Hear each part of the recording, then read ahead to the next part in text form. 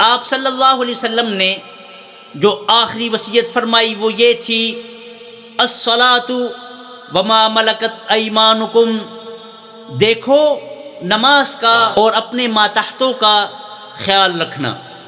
دنیا سے تشریف لے جاتے ہوئے بھی میرے آقا کو حقوق اللہ میں سے نماز کا اور حقوق العباد میں غلاموں، ملازموں، عورتوں اور بچوں کا خیال تھا۔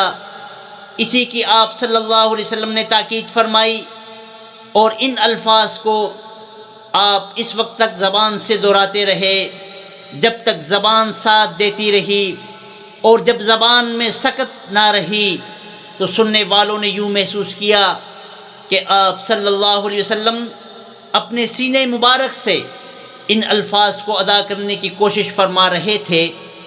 اس دن ربیع الاول کی 12 تاریخ تھی، 11واں ہجری سال تھا، پیر کا دن تھا اور زوال کا وقت تھا۔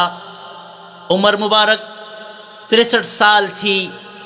اسی وقت آپ صلی اللہ علیہ وسلم پر نزع کی حالت طاری ہو گئی، ایک گھڑی کے لیے غشی طاری ہوئی، پھر آپ کو ہوش آ گیا، نظر مبارک چھت کی طرف اٹھ گئی اور زبان پر آخری الفاظ جاری ہو گئے، اللہم رفیق الاعلی، سب سے اعلیٰ رفیق کے پاس، اور پھر نفس ہستی ڈوب گئی۔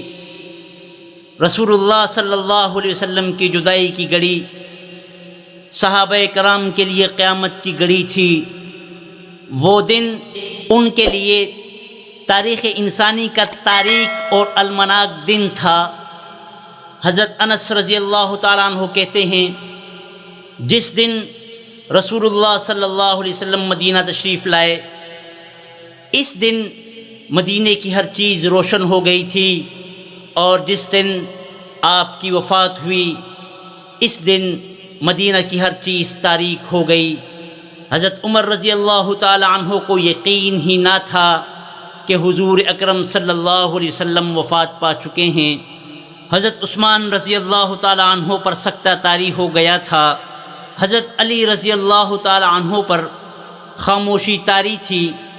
حضرت عبداللہ بن انیس رضی اللہ تعالی عنہ اس صدمے کو برداشت نہ کر سکے اور اپنے آقا کے حضور پہنچ گئے۔